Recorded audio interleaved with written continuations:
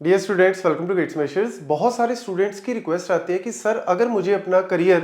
Cyber security में, network security में, information security या फिर क्लाउड सिक्योरिटी, मतलब सिक्योरिटी से रिलेटेड अगर मुझे इस फील्ड में जाना है, क्योंकि अभी करंटली भी बहुत सारी ओपनिंग्स, बहुत सारी स्किल बेस्ड जॉब निकलती हैं सिक्योरिटी से रिलेटेड, या फिर आने वाले टाइम में अगर मैं बात करूं तो बहुत सारी रिक्वायरमेंट कहीं ना कहीं आने वाली है। क्योंकि आपने देखा होगा, हमारी जब हम किसी को कॉल करते हैं तो कॉलिंग में भी सबसे पहले यही चीज आती है कि आपको अवेयर होना है साइबर अटैक से। तो यार, इसकी रिक्वायरमेंट कहीं ना कहीं आने वाले टाइम में बहुत ज्यादा होने वाली है। और दोनों के लिए मतलब एक जो फ्रेशर्स है उनके लिए तो है ही, जो ऑलरेडी जॉब कर रहे हैं, चाहे वो साइबर सिक्योरिटी से रिलेटेड किसी चीज में कर रहे हैं, अगर उनको भी ग्रोथ लेनी है ना, तो कहीं ना कहीं उनको अपने स्किल को बढ़ाना पड़ेगा। तो फिर अगर मैं बात करूं सबसे बेस्ट तरीका क्या है, पढ़ाई तो करनी पड़ेगी, प्रैक्टिकल नॉलेज, कॉन्सेप्चुअल नॉलेज सारी लेनी पड़ेगी, लेकिन सिक्योरिटी के फील्ड में सबसे पहले, मैं आपको ध्यान से सुन लो ना, कान और आंख खोल लो भैया,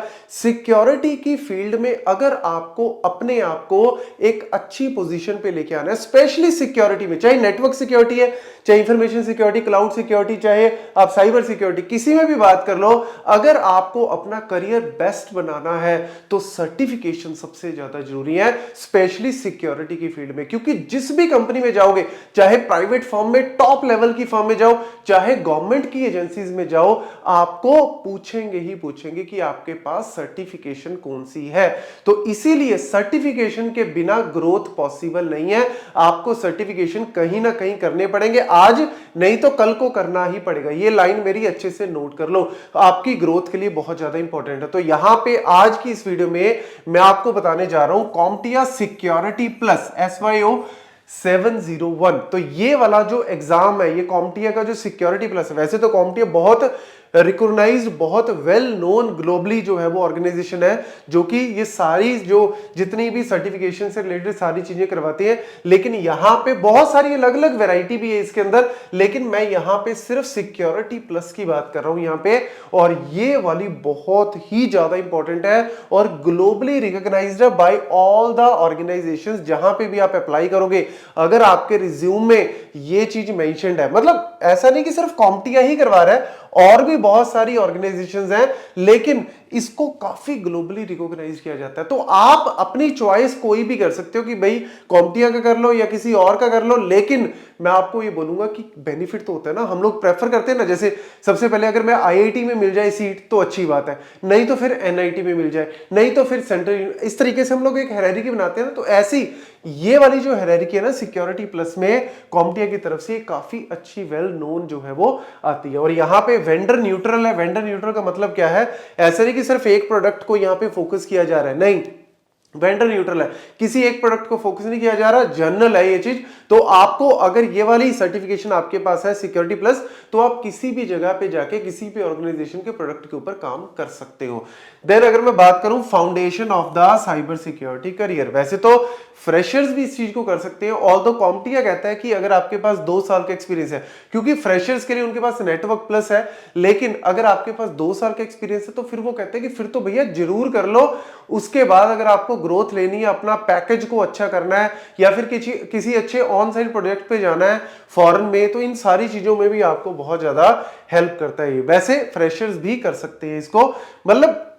वही है कि जिन्होंने ऑलरेडी 1-2 साल काम की है तो उनके लिए थोड़ा सा इजी हो जाते हैं, फेमिलियर हो जाते हैं चीजों से। लेकिन ये नहीं है कि फ्रेशर कर नहीं सकते, बहुत सारे हर साल जो है वो फ्रेशर्स भी करते हैं, लेकिन वही है कि थोड़ा सा डेडिकेट होके आपको 4-5 महीने मिनिमम तैयारी इसकी करनी पड़ेगी, आप कर सकते हो इजीली। देन अगर मैं बात करूं नंबर ऑफ क्वेश्चंस, यहाँ पे क्या बोल रहे हैं कि मैक्सिमम क्वेश्चंस 90 है, थोड़ा बहुत कम भी हो सकते हैं। ड्यूरेशन जो है वो 90 मिनट, स्कोर आपके पास यहाँ पे 750 आउट ऑफ 900, मतलब 83% के राउंड जो है वो आप मान के चलो, इतना स्कोर आपको चाहिए, तो ये भी काफी इंपॉर्टेंट फैक्टर है। देन टाइप्स ऑफ क्वेश्चन की बात करूं, मल्टीपल चॉइस क्वेश्चन है ABCD, जिसमें से आपको चूज करना है, या फिर performance based drag and drop है, मैचिंग टाइप ऑफ क्वेश्चन है, या फिर नेटवर्क सिमुलेटर से रिलेटेड हो गए, मतलब आपको फायरवॉल्स के कुछ रूल्स दे दिए, आपको अप्लाई करना है, या फिर लेट्स सपोज लॉग एनालिसिस हो गए टाइप ऑफ, कि आपको बहुत सारा लॉग दे दिया किसी कंपनी का, आपको फाइंड आउट करना है कि इस पे कौन सा अटैक हो सकता है या कौन सा अटैक हुआ होगा। तो ये सारी चीजें जो है, ये तो वही है कि आपको पहले एक फाउंडेशन, एक पहले मन बनाना पड़ेगा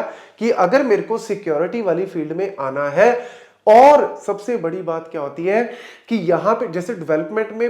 मतलब बाय डिफॉल्ट मान के चलो कि डेवलपमेंट फील्ड में अगर आपको जाना है तो कोडिंग तो आपको कहीं ना कहीं जरूरी है। ऑल्दो आज के टाइम पे एआई आ गया, सब कुछ आ गया, तो कोई अरे यार आपने चैट जीपीटी को बोल भी दिया या किसी को भी बोल दिया कि मेरे को ये वाला कोड बना दो, तो यार उस कोड को समझने के लिए भी तो आपको नॉलेज होनी चाहिए ना। ऐसा थोड़ी ना कि सीधा कॉपी पेस्ट हो जाएगा, तो नॉलेज तो आपको चाहिए, वो तो इजी कर देगा बस आपके काम को, लेकिन नॉलेज के बिना तो भैया उसके लिए काला अक्षर भैंस बराबर की तरह ही है। तो इसीलिए अगर आपको नॉलेज होगी तो ये जितने भी एआई टूल्स है ये आपको उसमें बेनिफिट कर देंगे, टाइम बचा देंगे, थोड़ा ऑप्टिमाइज रिजल्ट दे देंगे, लेकिन कहीं ना कहीं समझ तो आपकी ही काम आएगी उसके अंदर। वही चीज यहां पे, तो यहां पे सिक्योरिटी वाले में थोड़ा सा कोडिंग वाला फैक्टर कम हो जाता है। यहां पे ऑल्दो कोडिंग तो है, लेकिन वही है कि आपको यहां पे प्रोडक्ट की नॉलेज, मतलब लेट्स सपोज अगर मैं नेटवर्क की बात करूं तो नेटवर्क की, ऑपरेटिंग सिस्टम की, आपको जो बेसिक नॉलेज है ना ये बहुत ज्यादा रिक्वायर्ड होती है। और इसमें अगर मैं बात करूं यहां पे 5 डोमेन में आपके नंबर ऑफ क्वेश्चंस आते हैं,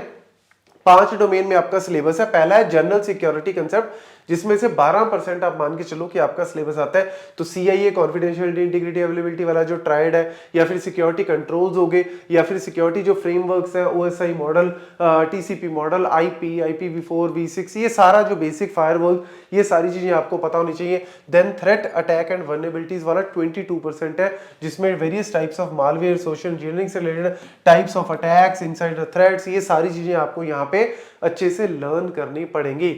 सिक्योरिटी आर्किटेक्चर, सिक्योरिटी आर्किटेक्चर में आपका firewall, network security, cloud security, zero trust architecture, then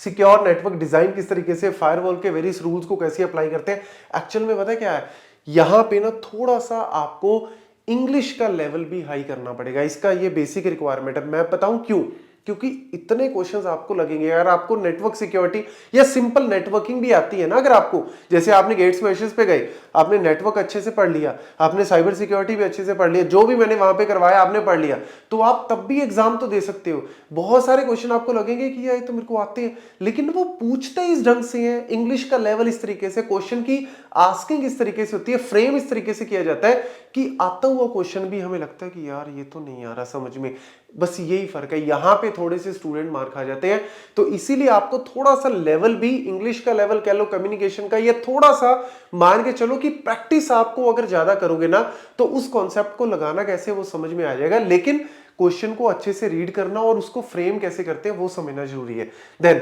security operations बड़ा इंपॉर्टेंट है जी, 28% सबसे ज्यादा यही वाला पोर्शन है। इंसिडेंट रिस्पॉन्स की, कैसे इंसिडेंट के बाद रिस्पॉन्स करना है, सेम फोरेंसिक मॉनिटरिंग, ये सारे इसके अंदर फ्रेमवर्क्स और ये सारी कहानी आपको अच्छे से करनी पड़ेगी। इवन दो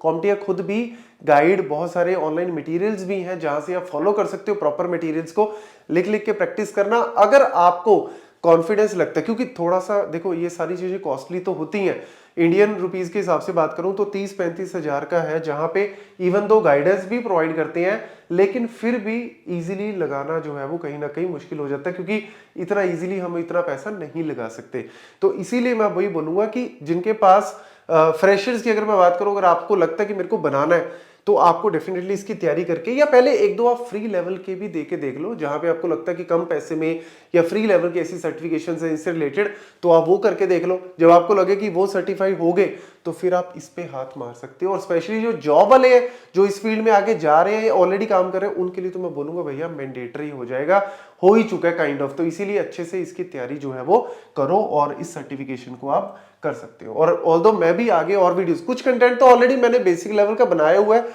जो नेटवर्क्स में या फिर सिक्योरिटी से रिलेटेड, लेकिन इससे रिलेटेड और वीडियोस भी आपको मिलती रहेंगी। Thank you.